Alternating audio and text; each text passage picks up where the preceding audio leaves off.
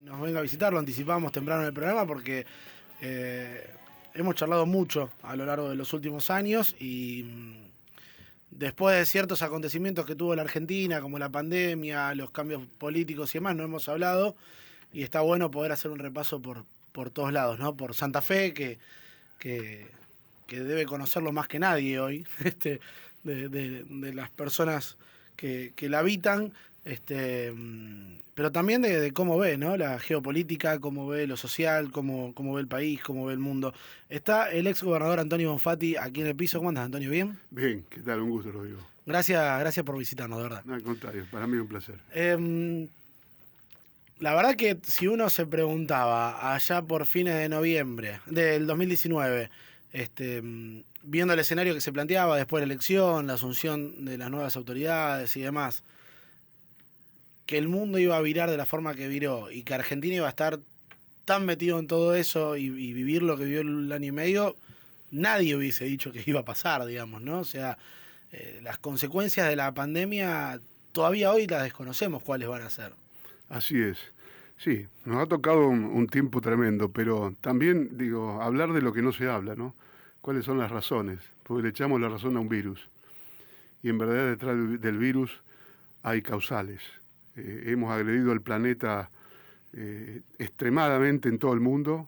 Yo creo que este capitalismo salvaje está destruyendo el planeta, el calentamiento global, la migración de especies animales a lugares donde tardaron millones o miles de años en adaptarse y hemos roto todos esos ciclos vitales de la vida, de la naturaleza. Entonces, no solucionamos este tema únicamente diciendo, bueno, la vacuna, o ojalá que encontremos algún medicamento para combatir al virus. Esto va mucho más allá porque venimos de los últimos años de muchas epidemias, no pandemias, pero de epidemias o de enfermedades producto de virus como el SARS, como la gripe aviar y tantos Sí. otros, y esto va a seguir provocándose. Entonces, tener cuidado, porque nadie habla de lo que va a pasar el día de mañana. Claro, bueno, ahora estamos frente a esta realidad. Yo digo que más que pandemia es una sindemia, porque la palabra sindemia va mucho más allá de lo biológico y de lo médico, y tiene que ver con la complejidad, con lo habitacional, tiene que ver con la accesibilidad al agua potable, a las cloacas, al bienestar, al trabajo. Es una sindemia esto. Bueno, tendremos que barajar y dar de nuevo. Yo creo que en el mundo se empieza a hablar de estas cosas, las grandes organizaciones, los organismos mundiales en las distintas disciplinas están tomando cartas en el asunto. Escuchaba un informe de una entidad rectora, no recuerdo el nombre en este momento, a nivel mundial sobre el tema de energía, que ya se habla que dentro de 10 años no exploren más pozos petroleros, no busquen más porque se termina la energía a partir de los recursos fósiles, vamos a toda energía renovable. Ya hay países de Europa que se lo han fijado como meta para el 2030, todo Ahora, renovable. en ese sentido, ¿cómo puede ser que nosotros, por ejemplo, con el biodiesel vamos al revés?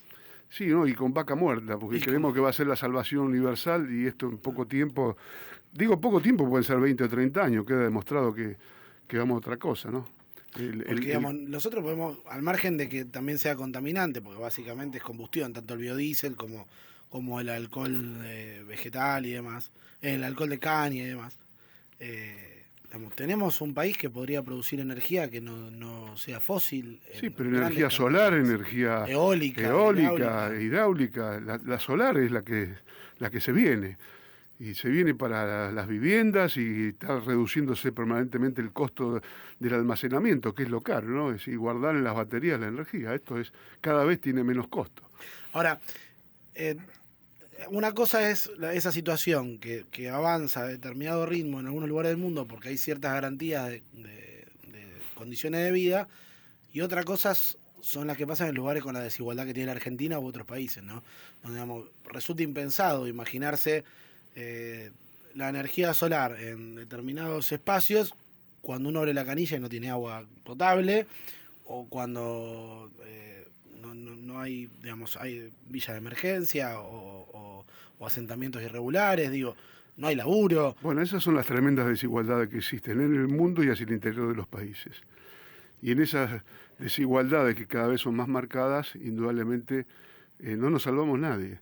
Porque aquellos que hoy viven con un bienestar, hasta diría obsceno, de acceder a determinados bienes, también son pasibles por la destrucción del planeta de la pandemia o de la sindemia. Entonces, digo, si el mundo no discute estas cosas, si en el mundo no hay un debate alrededor de todo esto, y creo que se va a ir dando, porque también están cambiando en alguna medida los modos de producción. Hoy las tecnologías están reemplazando a muchas de las actividades a las cuales nosotros conocimos durante centurias.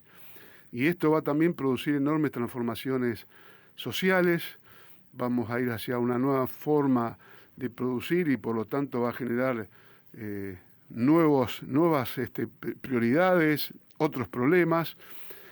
La sindemia o la pandemia ha acelerado esto, lo vemos tremendamente en lo que significa los trabajos, a los cuales hoy la gente no vuelve más. ¿Cómo ha cambiado? Porque trabaja desde la casa. Y esto es lo que se viene, ¿no? ¿Cómo ha cambiado? Se está discutiendo esto hace tiempo ya en el mundo. Sí, pero se aceleró un proceso que tal vez hubiese llevado una década más. Sí, una década, no más que eso. Que en realidad en los tiempos de hoy, donde todo es inmediato, todo es ya, todo tiene que ser para ayer, haber acelerado una década en cierto desarrollo es un montón.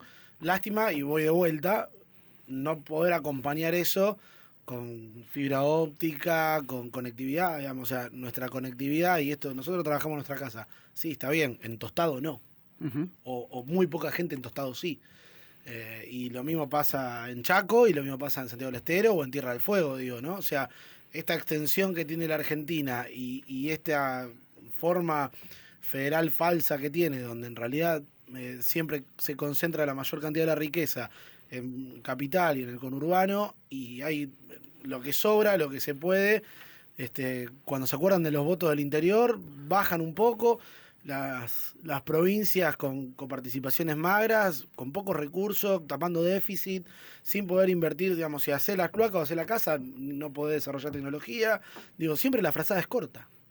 Y el antifederalismo en el país, ¿no? Es terrible. Yo recuerdo, estaba viendo unas cifras, el famoso fondo del conurbano bonaerense, donde frente a las problemáticas que existían en la provincia de Buenos Aires, después se le reclamó también para Santa Fe una parte de eso, eran 30 millones de dólares, pesos dólares en aquel entonces que venían a Santa Fe. Hoy siguen siendo 30 millones de pesos, eran 650 millones de pesos para Buenos Aires. Hoy nosotros seguimos con los 30 millones y Buenos Aires está en 78 mil millones de pesos. Es una locura. 78 mil millones de pesos. Entonces, mientras nosotros seguimos con los mismos 30, ellos pasaron de 650 millones a 78 mil millones. Sí, lo multiplicaron por 100. Una vergüenza, no, por 1000 debe ser. Es una locura. Antonio, yendo puntualmente al Frente Progresista,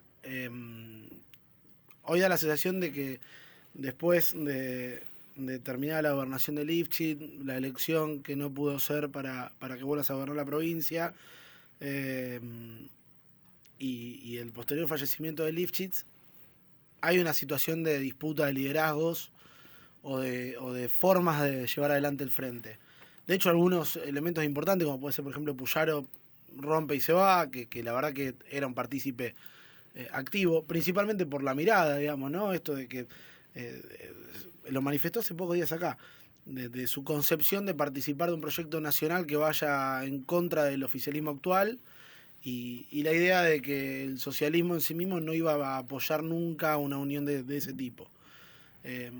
¿Cómo ves hoy la política regional y esto de los liderazgos y cómo se terminan generando las alianzas? Porque a veces parece que son para ganar elecciones, otras veces parece que son por poder, otras veces parece que son por venganza. Yo creo que en el ANTI no construimos nada. Nosotros hemos trabajado durante 20 y pico de años en un proyecto que se fue consolidando, que lo fuimos confrontando con la sociedad año tras año en esas asambleas ciudadanas que hacíamos para definir qué provincia queríamos. Porque pasa por eso, en primer lugar, qué provincia queremos o qué nación queremos, y lo traspolamos a la nación. ¿Qué provincia queremos? Los discutíamos con la gente. Obviamente nosotros llevamos allí nuestras ideas.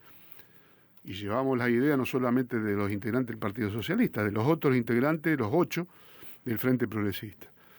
Bueno, definido lo que queremos, cómo lo hacemos, porque es muy fácil decir, quiero la mejor educación, vos decime cómo se hace.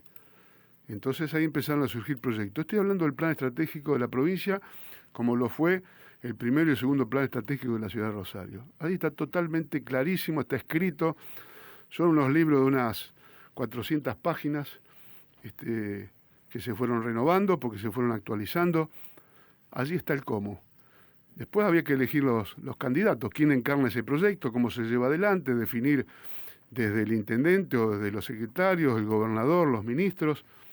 Bueno, nosotros seguimos con esta propuesta.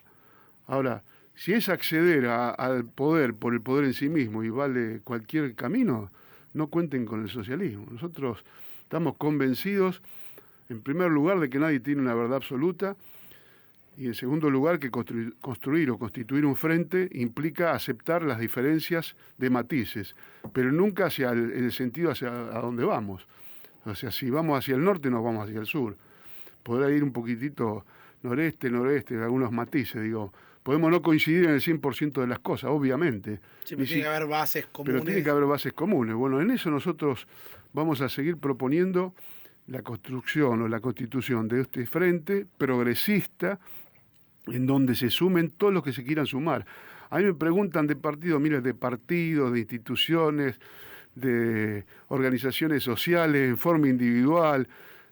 Todo el mundo que coincida con un proyecto puede sumarse. Y creo que esta es la forma de gobernar y la posibilidad de administrar. Ahora, en el país no se discuten estas cosas. En la provincia en este momento no se discuten estas cosas. No sabemos hacia dónde vamos. Un día hacemos una cosa, al día siguiente se hace otra. Usted observe lo que son hasta diría las publicidades. Ya ni siquiera los debates, porque nadie debate nada.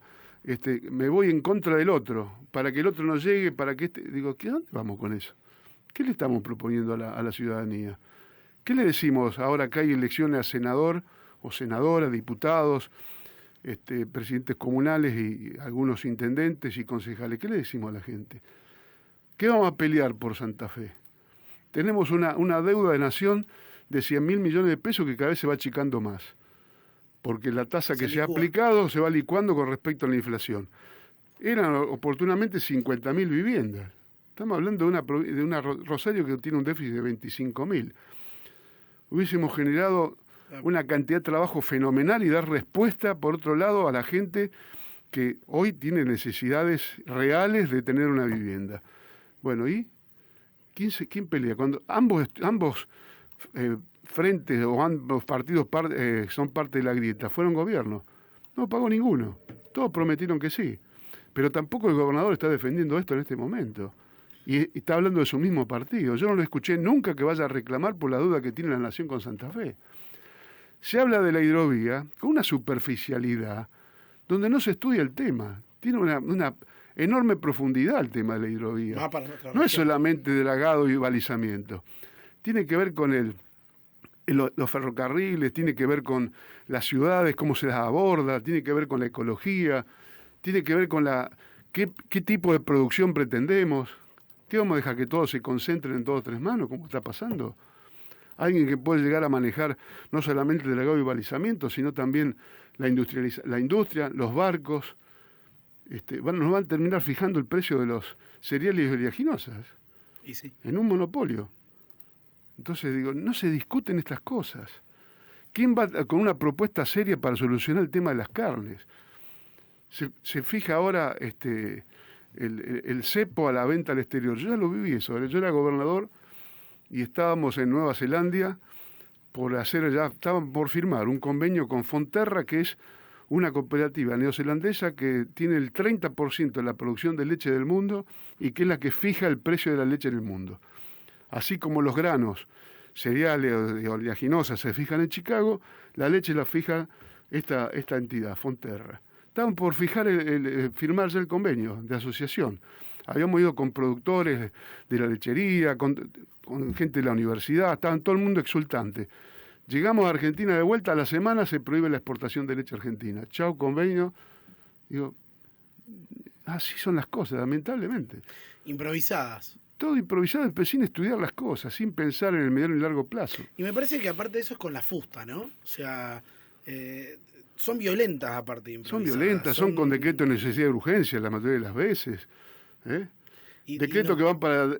Esto es más grave todavía, decretos por allí que van para adelante, después van para atrás, se contradice con un propio decreto. Sí, algunos que son inconstitucionales, muchos que son Obviamente, inconstitucionales, al ojo de un estudiante de Derecho, ¿no? Así es. No del mejor constitucionalista. Así es. Ahora, ¿qué es lo que pasa? Y te lo pregunto por tu experiencia en el poder, digamos. ¿Qué es lo que...? Y porque yo creo que en realidad no fue una propuesta de campaña la de Alberto Fernández de mostrarse dialoguista y con cierta temple, sino que en realidad tenía la intención de hacer una construcción por ese lado. ¿Qué es lo que pasa que después pasa lo que está pasando? Vaya a saber qué pasa por su cabeza. Pero indudablemente, cuando asume en su discurso de convocar, de convocar al diálogo, de sumar, había una cierta esperanza de poder salir de donde estábamos. Yo creo que todo al revés, ¿no?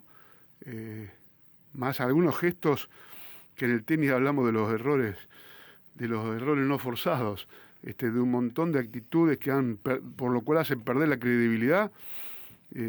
Otro gran fraude. Yo estoy defraudado en cuanto a lo que se planteaba y lo que se hace. Bueno, ni hablar de lo que fue el gobierno del macrismo, ¿no? En los 4 años, la deuda fenomenal que nos han dejado, el aparato productivo prácticamente, digamos, paralizado, la pobreza, 44% de pobreza en este país es inadmisible, 44% de pobreza. Estábamos en el 28 cuando terminó el gobierno de Cristina Fernández, pasamos al 44. Entonces ¿quién explica estas cosas? Y nadie, todo el mundo se hace el distraído, la culpa la tiene el otro, pero de una vez por todas, ¿qué ha pasado en estos 30 y pico años de democracia? Han alternado unos y otros, ¿y a dónde estamos? ¿Marcos? Antonio, estaba escuchando atentamente y supongo que en estos años en donde no has tenido cargos ni ejecutivo ni legislativo, te permite tener una visual un tanto, si se quiere, más acomodada, más tranquila en la situación, no tenés 10, 20 problemas urgentes importantes por resolver todos los días, ¿no? Como es el ejercicio del poder, ¿no? Y así es un balance de estos años de democracia. En campaña electoral, Alberto Fernández se presentaba como el más federal de los porteños, ¿no? Y seguimos viendo una Argentina con un federalismo invertido, que incluso hasta complica la vida de los propios porteños. Hasta con una mirada mezquina de cómo resolver los problemas de la Argentina le puede decir, miren muchachos, los bolsones de desocupación, pobreza, inseguridad, es parte de un país que concentra recursos en vez de distribuirlo para la Argentina. ¿Ves esa perspectiva? Incluso hasta dijiste, no es mi momento de ser candidato, es el momento de otras generaciones, por ahí no ganamos elecciones, pero hay que construir nuevos liderazgos. ¿Ves en Argentina esa perspectiva de que haya uno o más dirigentes que le den vuelta a esta realidad que nos muestra una Argentina concentrada y mezquina en cuanto a la distribución de recursos? Alguien que piense el país a largo plazo, como lo dijiste en más de una oportunidad en esta charla. Siempre hay personas que piensan en estas cosas. El tema es lograr la organización de todo esto. Hay gente con capacidad, hay gente que no solamente en los partidos políticos, por fuera de los partidos políticos también, en la universidad, en el campo profesional, en el campo de los trabajadores, de los empresarios. El tema es cómo se logra la organización, cómo surge esto. Ahora, también tenemos una gran contra en donde los medios de comunicación que permean a todo el país desde Buenos Aires están metidos como nunca por cuestiones que no tienen nada que ver con el periodismo, que es informar, comunicar, opinar. Yo creo que están metidos en otra cosa, que es en determinado tipo de negocios, vamos a decir, entre comillas. Sí, rendimiento. Actores político y económico. Claro, entonces a ver qué tajada saco y hay un enfrentamiento en donde todo el mundo lo único que mira es eso. Basta con tomar un control del televisor y hacer un paneo de zapping de los canales y vas a ver que uno dice totalmente lo contrario a lo otro. Sí. Esto no impide, digamos, que un periodista pueda opinar, que pueda tener su mirada, pero es obsceno las cosas que se hacen. Todo a favor de uno, todo en contra del otro. Claro, y en ese marco... y cuesta, digamos, entonces, construir una alternativa. Nosotros, fíjate, con Hermes Wiener, justamente, como Frente Amplio Progresista, logramos la alternativa en el 2011, si mal no recuerdo, ser la segunda fuerza más votada. Sí. Bueno, pero hay que sostenerlo esto, no es fácil. Después surge, no estaba el macrismo, después surge la expresión del macrismo, todos los realineamientos de la política, los partidos políticos. Y en ese marco ves una autocrítica, independientemente del partido, sino como político en general, una autocrítica propia, profunda de la política en cuanto a se milita, se generan o se trabajan para que haya nuevos cuadros políticos, para que haya una renovación de la política partidaria y al momento de elecciones se busca una cara conocida, algún famoso para empujar todo lo que viene por detrás. Es parte de, también lo charlamos fuera de micrófono, ¿no? La formación de los cuadros técnicos políticos. Uh-huh. La formación de los cuadros técnicos políticos no se logra en un día, es un proceso. Y a veces estar en la gestión conspira contra la formación, mucho más allá de que se hace una especie de escuela rápida, digamos, de gestión, pero un cuadro técnico político tiene que ver con el estudio de la globalidad, ¿no? Es decir, de saber desde las cosas elementales de la primaria y la secundaria como aritmética, matemática, lenguaje, geografía, historia, porque esto es parte, digamos, de la formación de un cuadro, hasta después estudiar economía, ir a visitar un proceso productivo, una fábrica, dialogar con alguien que sepa de energía renovable para aprender tal o cual cosa, mirar tal experiencia en otra ciudad, en otro país, aprender cómo es el tema de los residuos sólidos o los residuos recuperables, etcétera.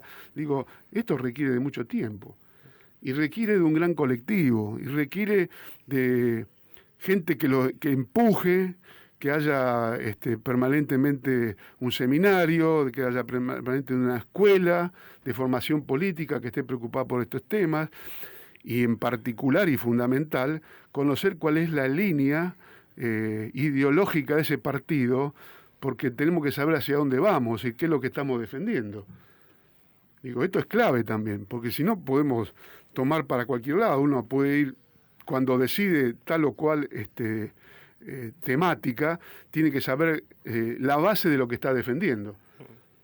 ¿Me explico? O sea, sí, yo puedo estar defendiendo a una empresa, entonces digo, bien por un lado. Si defiendo el bien común, voy a ir por otro. Sí, está claro. Ahora, esa preparación, ese conocimiento en las materias que explicabas, que no cabe duda, ¿no?, que es necesario a la hora de construir un dirigente, un cuadro técnico-político,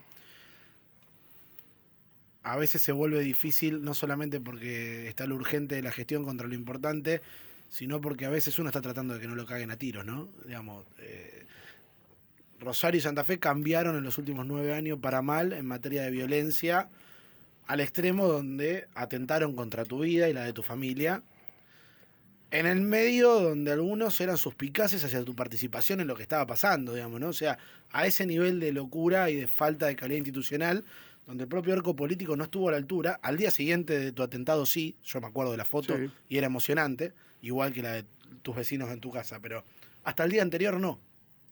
Y son situaciones donde da la sensación, la única forma de resolverlo es con la suma de los poderes del Estado y con la suma de todas las fuerzas vivas de una región. Y abordar la problemática en su complejidad, y no solamente desde la mirada policial o judicial. Claro, no es metiendo gente en cana nada más. No, vos fijate que los mismos que me criticaban y que nos denostaron como partido también, hoy como les toca gobernar, están pidiendo eso.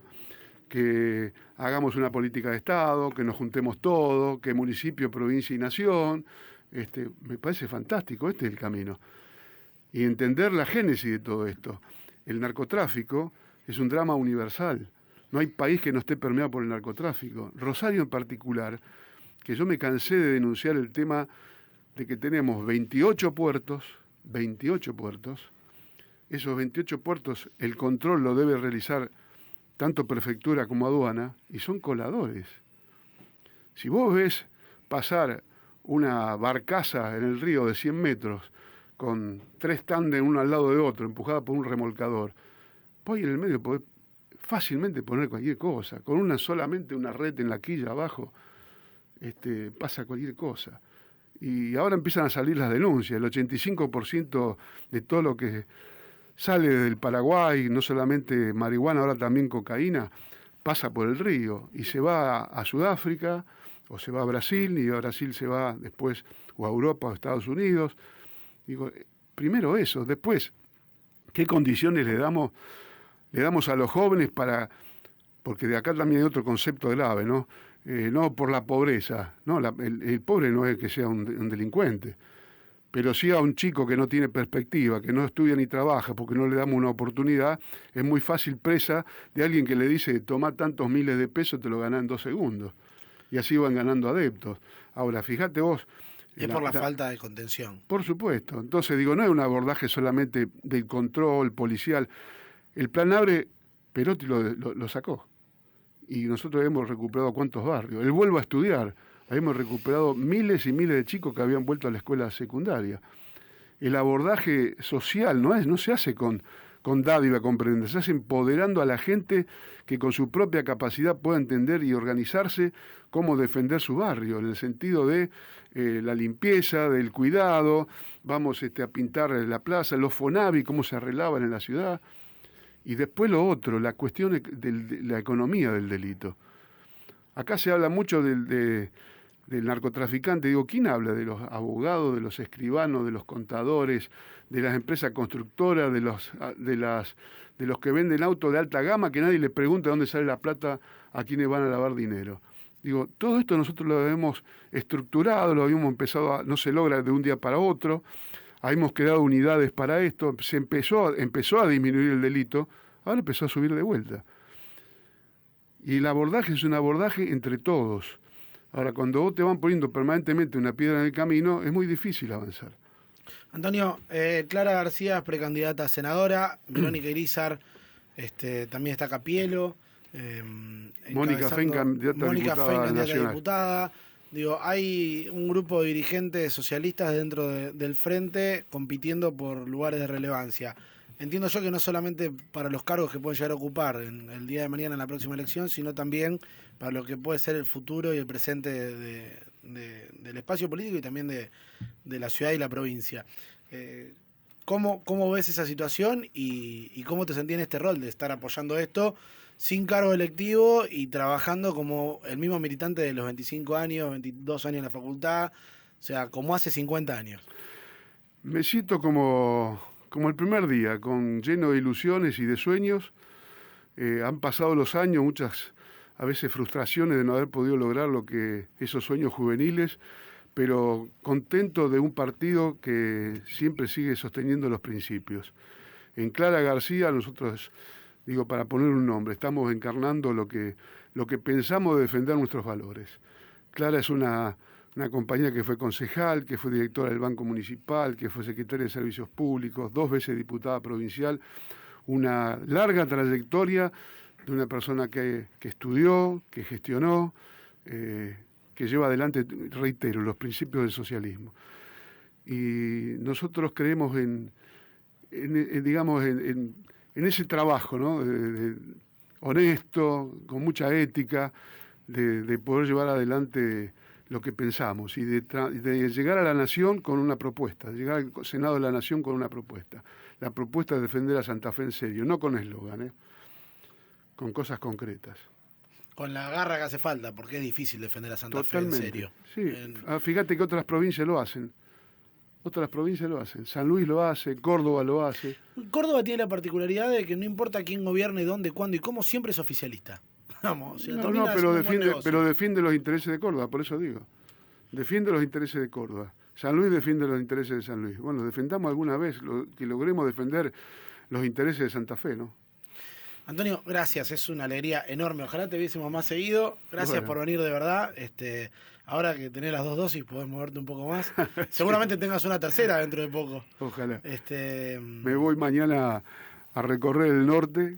Empezamos en Calchaquí, después Vera, Reconquista, Malabrigo, Tostado, Las Toscas, San Antonio de Obligado, Tacuarembí, Avellaneda, así que bueno, y después vamos a Rafaela, Santa Fe, Rincón, Recreo, y después seguimos por Firmá, Venado Tuerto y Rufino. Va a estar largo. Está largo, pero bueno, sarna con gusto no pica. Por supuesto. Gracias por venir, de verdad. Un gusto. Muchas gracias.